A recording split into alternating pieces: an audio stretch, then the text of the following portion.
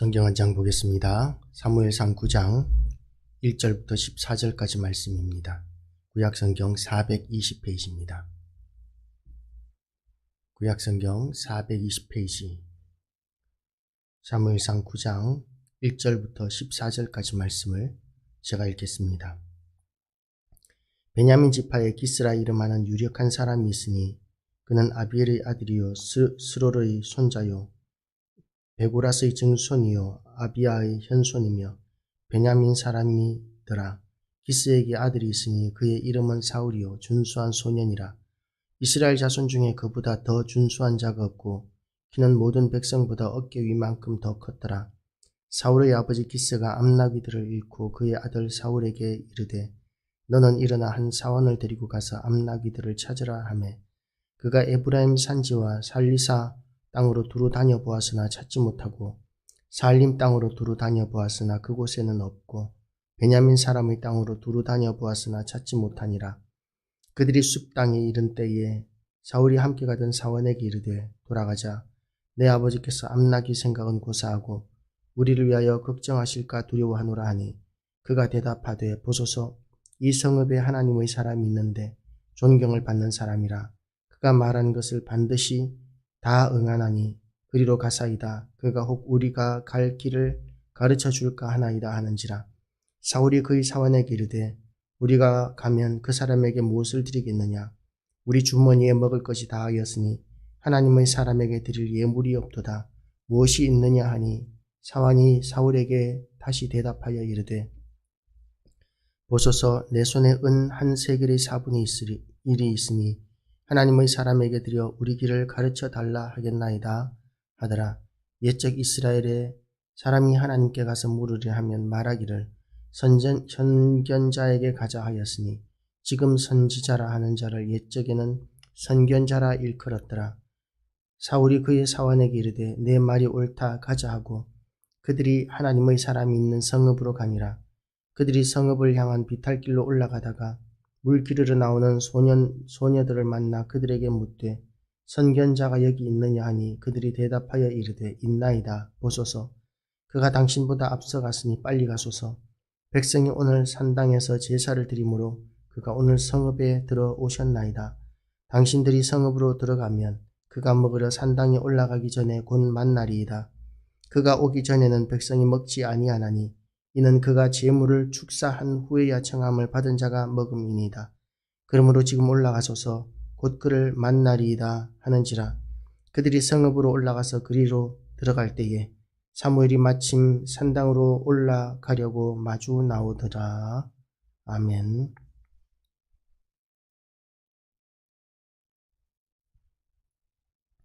할렐루야. 오늘도 하나님의 은혜가 우리 모든 심령들 가운데 가득하시기를 주님의 이름으로 축복합니다.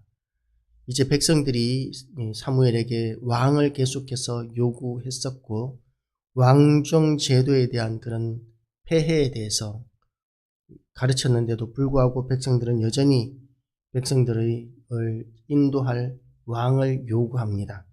그리고 나서 이제 하나님께서 사울을 보여주십니다.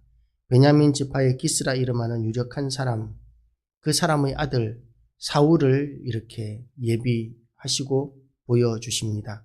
사울은 베냐민 지파 사람입니다. 베냐민 지파는 우리가 사사기를 통해서 보면 온 이스라엘과 전쟁을 벌여서 거의 전멸당하다시피 하다가 겨우 한 600명 정도 남은 사람들로 다시 시작된 이스라엘 12지파 가운데서 가장 빈약한 지파라고 이렇게 할 수 있습니다. 그런데 사울은 어떤 사람이었느냐 하면 아버지의 말에 잘 순종하는 사람이었습니다. 아버지가 나귀를 잃어버렸는데 나귀를 찾아오라고 이렇게 이야기를 하니까 아버지의 말에 순종해서 나귀를 찾으러 온 땅을 두루 돌아다녔습니다.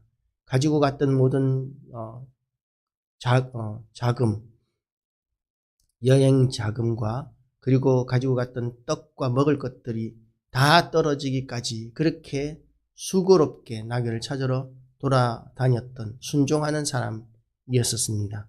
그런데 그 순종하는 사람 사울에게는 종이 한 명 붙어 있었는데 그 종이 참으로 귀한 사람이었던 것 같습니다.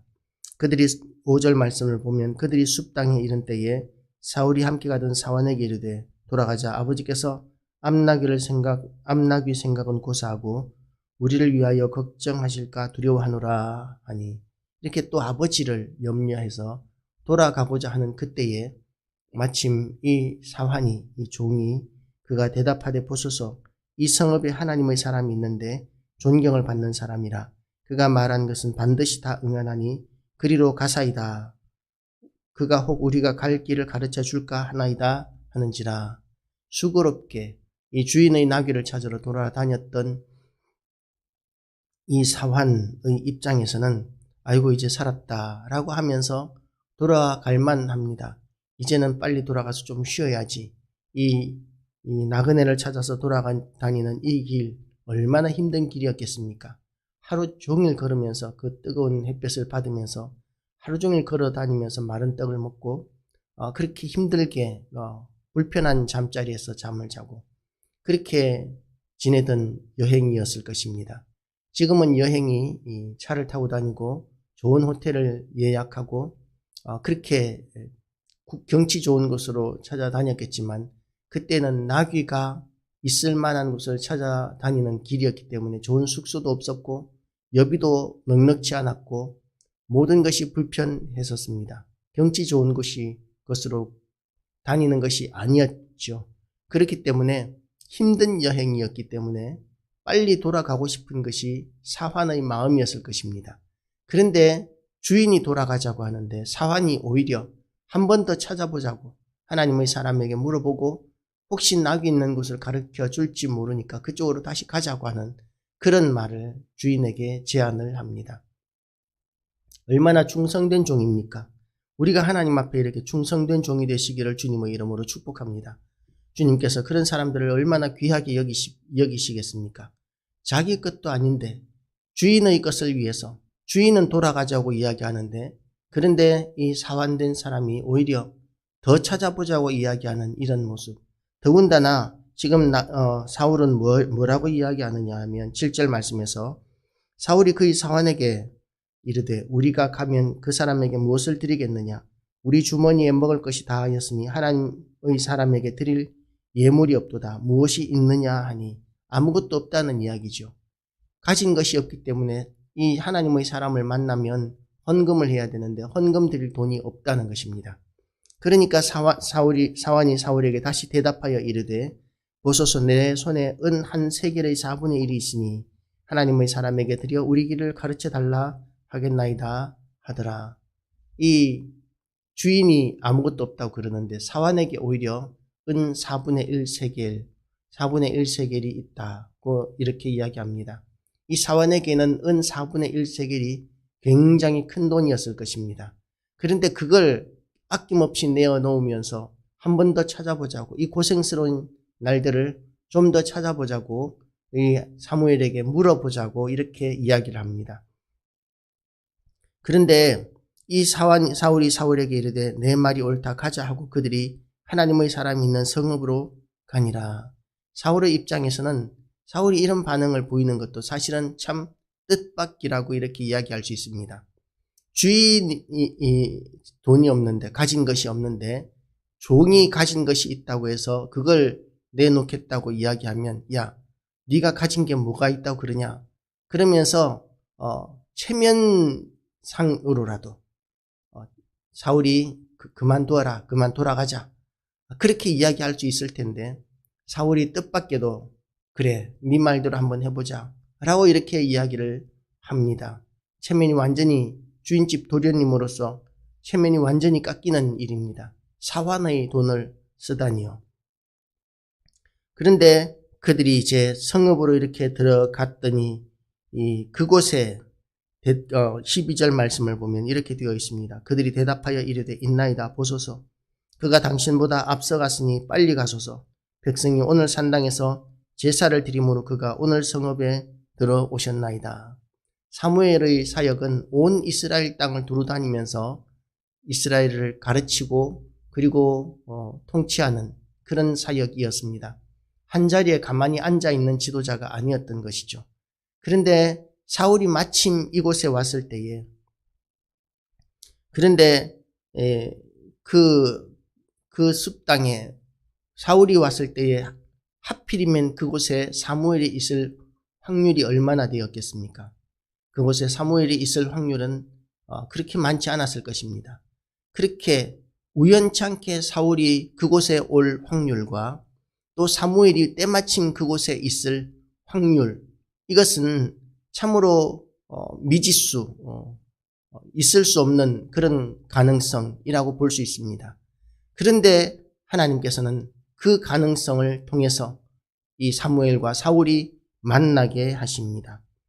당신들이 성읍으로 가면 그가 먹으러 산당에 올라가기 전에 곧 만나리이다. 그가 오기 전에는 백성이 먹지 아니하나니 이는 그가 제물을 축사한 후에야 청함을 받은 자가 먹음이니이다. 그러므로 지금 올라가소서 곧 그를 만나리이다 하는지라. 그들이 성읍으로 올라가서 그리로 들어갈 때에 사무엘이 마침 산당으로 올라가려고 마주 나오더라. 산당으로 올라가려고 마주 나오더라. 우리의 삶 가운데서 이런 우연들이 얼마나 되겠습니까? 아니, 얼마나 되는 것이 아니라 우리의 삶 전체는 우연으로 점철되어 있다고 봐야 합니다. 모든 것이 미지수입니다. 오늘 이제 예배를 마치고 나면 오늘 하루 종일 우리에게 어떤 일이 일어날지, 우리가 어떤 사람을 만나고 어떤 일을 하게 될지 우리는 알 수 없습니다. 그런 가운데서 우리는 하나님의 인도하심을 알아야 합니다. 우리에게 일어나는 모든 일들은 하나님께서 섭리하시는 가운데 일어나는 일이라는 것을 우리가 의식하면서 살아야 합니다. 하나님께서 오늘 나에게 무엇을 말씀하시는가? 나를 통해서 하나님께서 원하시고 기대하시는 바가 무엇인가? 어떻게 해야 내가 하나님께 영광을 돌리는 하루가 될 것인가? 우리가 늘 그 생각을 하면서 하나님 앞에서 살아야 할 것입니다. 하나님께서는 이 우연인 것처럼 보이는 것을 통하여 하나님의 놀라운 역사들을 이루시고 우리를 인도하십니다. 우리가 눈에 보이는 것이 없을지라도, 손에 잡히는 것이 없을지라도 하나님을 더욱더 바라보고 의지함으로 말미암아 하나님께서 도우시는 귀한 손길을 경험하게 되시기를 축복합니다. 하나님께서 사울을 예비해 놓으셨는데 지금 백성들이 원하는 것과 같은 그런 수준의 사람입니다. 얼마나 멋있습니까? 이스라엘 가운데서 가장 빈약한 베냐민 지파 사람입니다. 이 베냐민 지파 사람이기 때문에 온 이스라엘 사람들이 생각하기에는 압제할 수 있는 사람은 아닐 것이라고 여겼을 것입니다. 그리고 멋있게 생겼습니다. 잘 생겼습니다. 키도 큽니다. 얼마나 든든했겠습니까? 이런 사람이 앞장서면 이스라엘 사람들이 용기 백배해서 쳐들어오는 다른 나라 사람들을 무찌를 수 있을 것이라고, 더 용감하게 싸울 수 있을 것이라고 그렇게 생각했을 것입니다. 겸손했었습니다. 아버지의 말에 순종하고 그리고 종이라고 해서 그렇게 무시하지 않는 사람이었습니다. 참 좋아 보이는 왕제였습니다. 그러나 그럼에도 불구하고 이 사람들이 기대하는 바대로의 사람은 얼마든지 변할 수 있습니다. 그러나 그 일을 하는 데 있어서 하나님께서는 또한 모든 일들 가운데서 섭리하시는 하나님, 우연찮은 일인 것 같은데, 우연한 일인 것 같은데 하나님께서는 그 일을 통하여 역사하시는 하나님, 하나님의 뜻을 이루어 가시고 우리의 기도에 응답하시는 하나님이신 줄 알고, 우리가 손에 잡히는 것 없고 눈에 보이는 것이 없을지라도, 현실적으로는 답답할지라도 하나님을 더욱더 의지하며 순종하며 하나님과 동행하는 귀한 성도 되시기를 주님의 이름으로 축복합니다. 기도하시겠습니다. 하나님 아버지, 오늘도 우리에게 은혜의 말씀을 허락하여 주심을 감사드립니다. 전능하신 하나님 아버지, 우리에게 오늘도 우리를 인도하셔서 전능하신 하나님으로 말미암아 우리가 순종하는 하루가 되게 하여 주시고 하나님의 뜻을 이루어가는 하루가 되게 하여 주시옵소서. 결코 교만하거나 교만하지 않게 하여 주시고 하나님 아버지 높아지지 않게 하여 주시고 하나님 앞에서 언제나 낮아지며 순종하는 자세로 우리가 하나님의 일을 감당해 나가게 하여 주시옵소서. 예수 그리스도 이름으로 기도드리옵나이다. 아멘. 하늘에 계신 우리 아버지여, 이름이 거룩히 여김을 받으시오며 나라 임하옵시며 뜻이 하늘에서 이루는 것 같이 땅에서도 이루어지이다. 오늘날 우리에게 일용할 양식을 주옵시고 우리가 우리에게 죄 지은 자를 사하여 준 것 같이 우리 죄를 사하여 주옵시고 우리를 시험에 들게 하지 마옵시고 다만 악에서 구하옵소서. 대개 나라와 권세와 영광이 아버지께 영원히 싸움나이다. 아멘.